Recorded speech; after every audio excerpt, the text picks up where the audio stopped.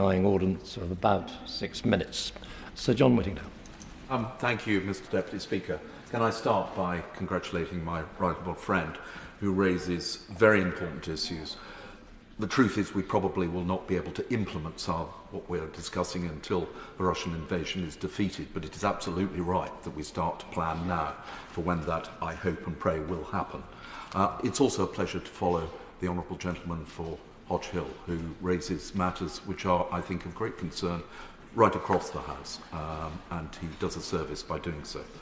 Mr. Deputy Speaker, in December 2018, I visited the city of Mariupol. It was at that time under blockade from the sea due to the Russian enforcement preventing sea traffic arriving into the Sea of Azov, but nevertheless it was a thriving port city.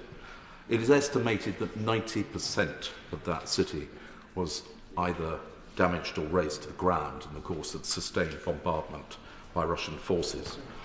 It's estimated that across Ukraine, 144,000 houses have been destroyed, and that number is increasing every day that we speak. As has already been pointed out, the estimated cost of reconstruction in Ukraine last year was at around $750 billion. It's probably going to reach $1 trillion and possibly rise even further. And that's reconstruction. On top of that, we have the question of compensation for those who've lost loved ones, the loss of economic infrastructure, of jobs, the damage to education, to health. These are huge sums, and it is only right that those responsible, the Russian state, should be made to pay.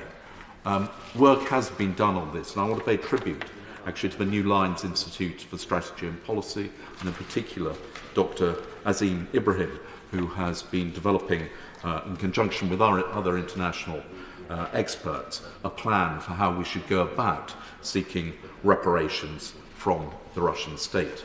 There are some legal precedents. The two which have been identified are the Paris Agreement on Reparation of 1946, which provided for the seizure of German public and private property in the aftermath of the Second World War. But as my honourable friend, the member for the Isle of Wight, mentioned in his intervention, a more recent precedent was the establishment of the Kuwait Compensation Fund under the UN Compensation Commission, which used the proceeds of the Iraqi oil industry to pay out compensation totaling something like $52 billion to 1.5 million claimants. Now, that was established under the agreement of the UN Security Council. And unless there is a change to the composition of the UN Security Council, it seems unlikely that they are going to agree.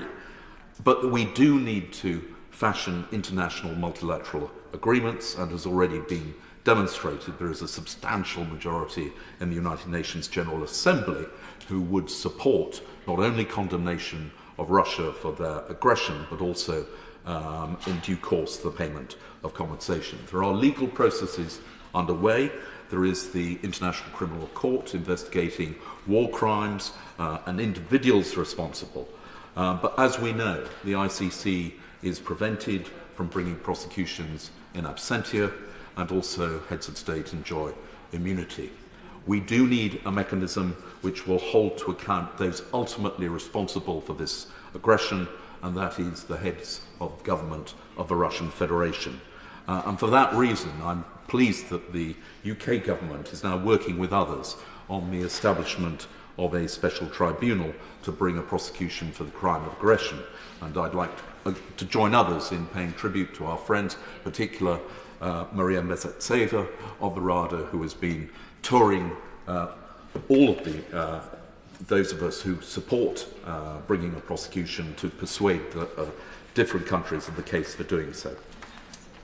As has been pointed out, the funds available potentially for the payment of reparation in the first instance belong to the Russian state, estimated frozen funds of something like $300 billion of the Russian central bank. On top of that, the Russian state enjoys oil revenues, and it is possible to consider whether or not some kind of levy could be placed on that. There are then the assets of institutions associated with the Russian state, such as Gazprom, Rosneft, Rosatom. But it will need to go beyond that, and the debate so far has rightly focused on whether or not we can address those assets held by private individuals and oligarchs. I can wait my answer. It was just coming on to the point I was going to make, that there is some contention about assets held by private individuals, that these could get caught up in the legal process very long, but that is not the case with the assets he's just talked about, the state assets and the assets of state-owned companies. We can do that now, because when he talked earlier about reconstruction, we don't need to wait until the war is finished. There are many liberators who need reconstruction now. There are many other projects that need to be financed now. So this is what needs to be happening now, not after the war is finished.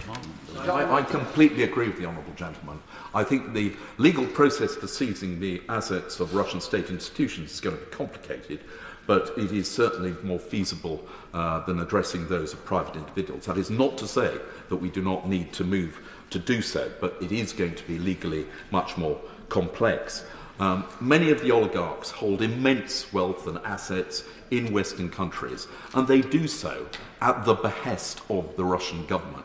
No oligarch is able to hold enormous sums of wealth and maintain their position in Russia unless it is with the agreement of the Russian government. A number of them are known as wallets, which means they simply are taking care of the wealth of Mr. Putin and others at the senior levels of the Russian government. So it is right that we should address those. But we have to accept that this country has a proud history of respect for property rights, for the rule of law, and we've also seen the extent to which lawyers will pursue cases on behalf of those individuals, as the honourable gentleman for Hodge Hill mentioned, through the slaps cases. We've already seen examples of that. So I don't in any way underestimate the complexity.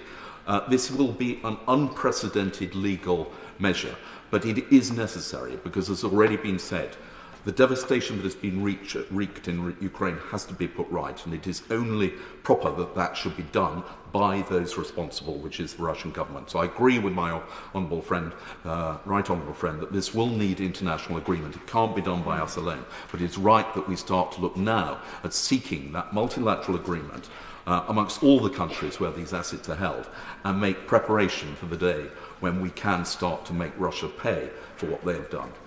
Marie Rella.